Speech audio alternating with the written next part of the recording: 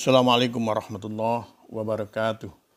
Alhamdulillahilladzi hadana lihaza wa ma kunna linahtadiya laula an hadanallah. Asyhadu an la ilaha illallah wahdahu la syarikalah wa asyhadu anna Muhammadan abduhu wa rasuluh. Wassalatu wassalamu ala asrafil mursalin Muhammadu wa ala alihi wa sahbihi ajma'in. Amma ba'du. Sahabat pendengar yang berbahagia, segala puji bagi Allah, Tuhan semesta alam. Tidak yang patut disembah kecuali Dia. Dialah yang menganugerahi nikmat iman dan Islam. Nikmat yang tidak semua orang dapat merasakannya. Tentu kita perlu bersyukur. Nah, kita termasuk orang-orang yang dikehendaki Allah untuk memperoleh hidayahnya.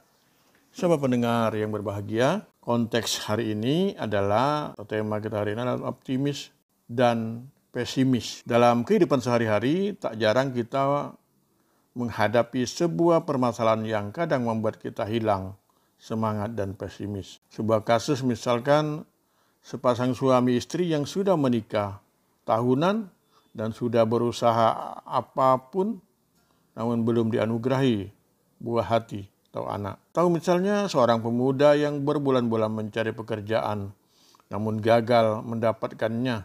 Tahu juga seorang wanita sudah berumur menunggu sang pelamar namun tak kunjung datang. Atau kondisi-kondisi lainnya. Semua itu terkadang membuat hati merasa sedih, harapan menjadi pupus dan masa depan menjadi gelap. Sahabat pendengar, rasa pesimis yang menimpa seseorang dalam kasus yang berulang-ulang ketika mencapai titik puncaknya akan bisa berubah menjadi rasa putus asa. Sebuah kondisi yang sangat berbahaya dan merusak kesehatan jiwa seseorang. Orang akan mudah mengambil keputusan secara asal-asalan, tidak matang, nekat, dan tidak menghiraukan nasihat orang lain. Bahkan bisa jadi bunuh diri. Orang yang putus asa sangat dekat dengan bisikan syaitan dan jauh dari rahmat Allah. Syaitan akan sangat mudah mempermainkan orang-orang yang putus asa ke dalam jurang kesesatan. Karena itu, rata putus asa dalam Islam sangat dilarang. Allah berfirman dalam surat Yusuf ayat 87, maka janganlah kamu berputus asa dari rahmat Allah. Sebenarnya tiada berputus asa dari rahmat Allah, melainkan kaum yang kafir. Sahabat pendengar yang berbahagia, sikap orang kafir sebenarnya telah disebut tadi misalnya tentu berbeda dengan sikap orang mukmin sejati. Orang mukmin akan selalu berikhtiar semaksimal mungkin. Kalaupun belum berhasil, ia akan mengembalikan seluruh masalahnya kepada Allah. Ia akan selalu berharap atas keluasan rahmat Allah. Ia percaya bahwa di balik semua yang terjadi, pastilah ada hikmahnya. Misalnya ada beberapa hal dalam Al-Quran. Misalnya selalu mengingat keluasan rahmat Allah bagi yang bertakwa. Dalam surat Al-A'raf ayat 156. Kemudian selalu berprasangka baik atau berbaik sangka kepada Allah. Karena sesungguhnya Allah itu berada pada prasangka hambanya. Yang ketiga, yakin bahwa setiap apa yang terjadi pasti ada hikmahnya. Bisa jadi apa yang dianggap buruk itu yang sebenarnya baik untuk dirinya.